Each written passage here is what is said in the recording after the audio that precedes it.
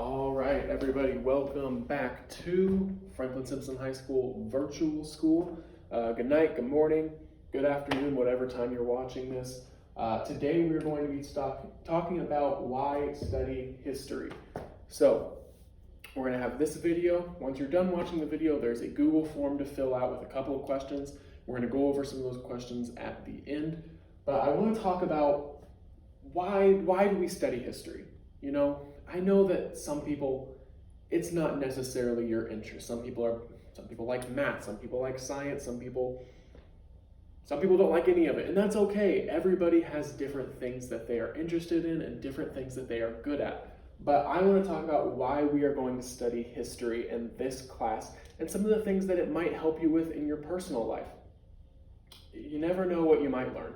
So we're going to be talking about why study history. And I have 5 reasons, and then once we're done explaining the 5 reasons, we'll go over what's on that Google form.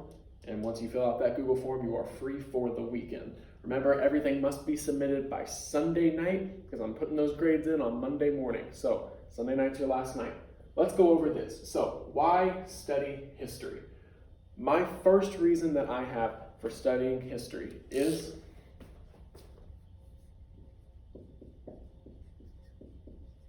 understanding the present.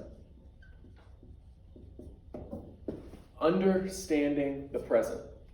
So we're talking about what has happened, and that's going to help us understand what is currently happening. So let's talk about some examples. What is the biggest thing going on right now? What's the reason why you're not in this classroom with me right now? COVID-19, the coronavirus. Let's talk about that. That is our present. We are enveloped in that present right now. That is everything happening in the present has to do with that virus. So if we understand the past, if we understand the Spanish flu and the flu of the 1920s, we can see some trends. History follows a certain pattern. It really does. And when patterns emerge, we can help predict what's going to happen in the present. That's why everybody keeps talking about the second wave. And we keep thinking, has the second wave hit yet? Why are we so certain that there's going to be a second wave? Because it's happened with every other major virus in the past. So we have to anticipate and prepare that that second wave is going to come. And that's why you're not in the building right now. Because the second wave is going to come, and we don't want you to be in the building when it happens, because then your chances of getting it are going to be increased, your parents' chances of getting it are going to be increased, your grandparents' chances of getting it are going to be increased, and we don't want that for our community. So it's safe right now to keep everybody at a social distance. So we can understand why some of the things that are happening in the present have to happen right now because of the events of the past. All right? So yes, things are changing right now.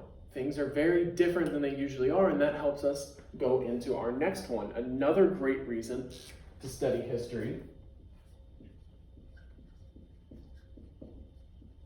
is understanding change. That's not how you spell that. I forgot the N. That's my bad. You guys, I'm going to make mistakes a lot. All right, I'm going to make plenty of mistakes for me and you. You're just going to have to deal with it. Change. Understanding change. Everything has a pattern. History follows a very, very vague yet specific, and that's kind of confusing because those two are opposites. The vague has to do with what's happening. Everything is very vague because it covers everything that's going on. We have so many different areas of history to study, so that's vague, but the pattern is very specific, and it repeats itself over and over again. So an example of a pattern that we see emerge throughout history is after innovation happens. So after we have inventions and prosperity and great things happen, we usually go through a dry spell right after that. And what I mean by a dry spell is after we have so many inventions, we have a long time period where nothing gets invented, nothing changes, and nothing is new. Do you think that we are currently in an era of innovation, or do you think that we are in an era of a dry spell?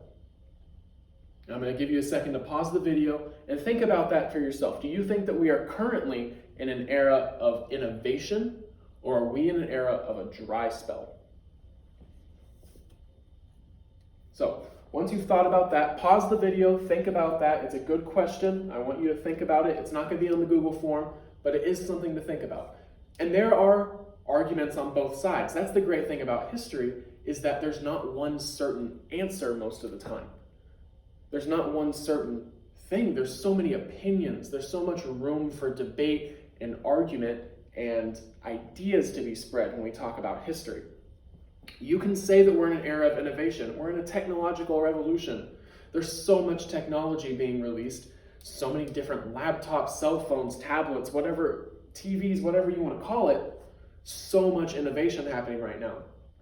You could also argue, however, that we're in a dry spell. Yes, we have so many new cell phones coming out, but are they really that different than the ones coming out before? I mean, the phone I have is like the 11th version of a product that was invented in 2003, you know? Have we really been having a whole lot of innovation, or are we really in a dry spell, you know? So if we can understand change, we can see the patterns emerging, and we can predict what's going to happen. And we'll get to that in a second.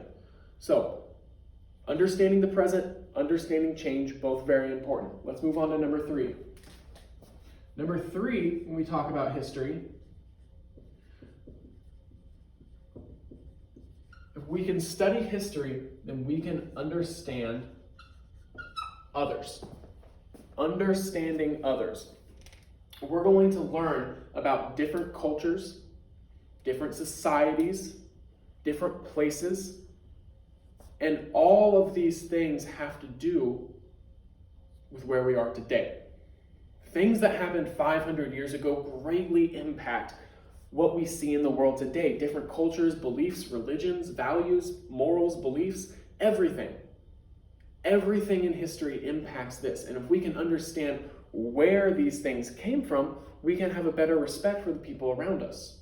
So understanding others, it's very important that we understand others today. It's very important that we understand others always. And if we can understand history, then we can understand others. And if we can understand others throughout history, then of course we should be able to understand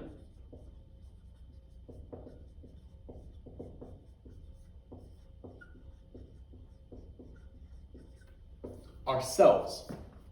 You're going to learn not just about other cultures, you're going to learn about your own culture in this class. You're going to learn about your ancestors. You're going to learn where you came from, and that's going to have a great impact on yourself. We're going to be talking next week about early ancient civilizations. And the first civilization, the breadbasket of humanity, was a small culture in between the Tigris River and the Euphrates River called Mesopotamia. That's where humanity started. And you're going to understand a little bit more about yourself when we talk about some of the different layers of the society, different roles that people had, different aspects of life. You're going to understand a little bit more about yourself and understand that these aren't just random people that we're talking about. When we talk about these societies, you're very likely to have had great, and then say great 1,000 more times, grandparents who were actually in these societies. You are a direct descendant of these people.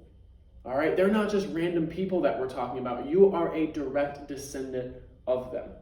And if you can understand where their place in society was, maybe you can understand not necessarily where your place in society should be or is or will be, but maybe some personal aspects about you, some traits that you have, some things that you like, some interests that you share.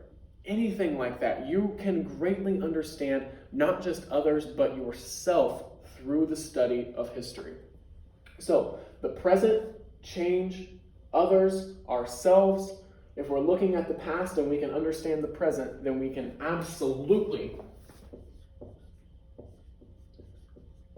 understand and prepare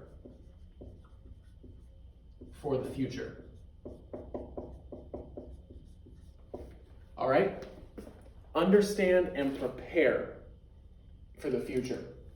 Now, what do you see yourself doing in the future? Pause the video and think about that. just for a minute. And you don't have to have your whole life planned out in 60 seconds, but just think, what's something that you would enjoy doing? Or what's something that you plan on doing eventually?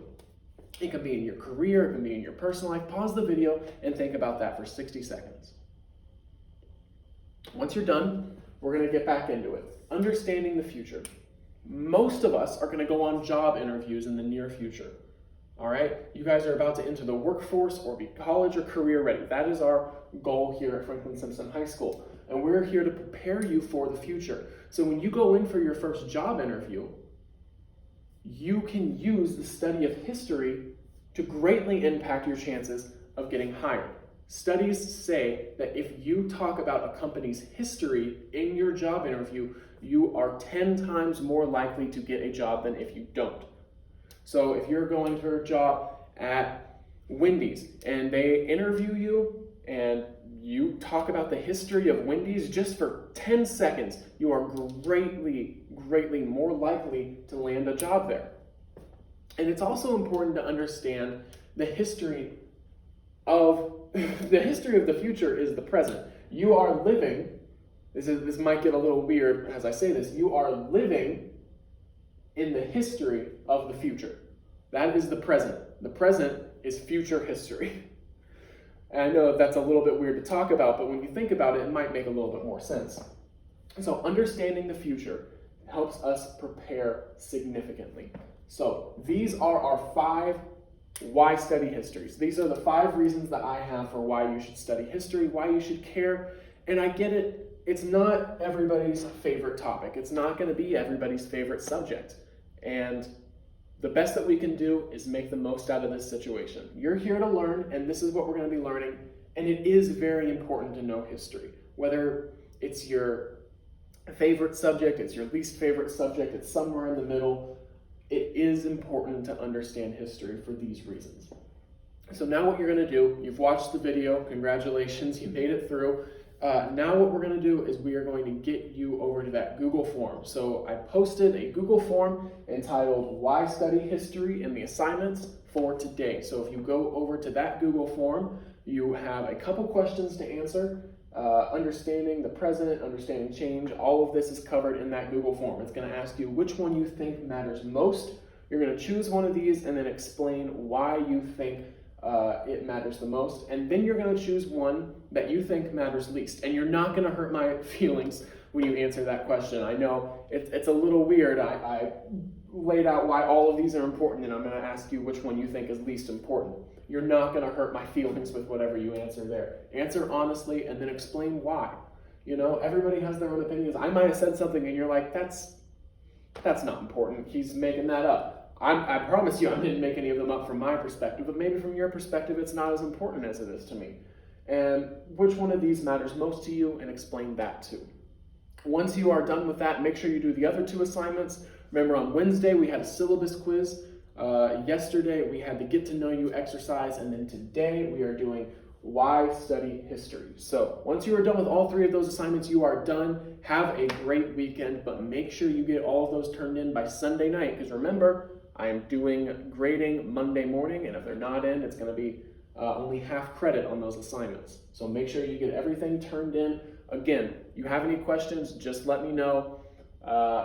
Until then, you guys are awesome. Keep working, keep making the most out of this virtual school, and we will get there, all right? Why study history? Peace out, Wildcats.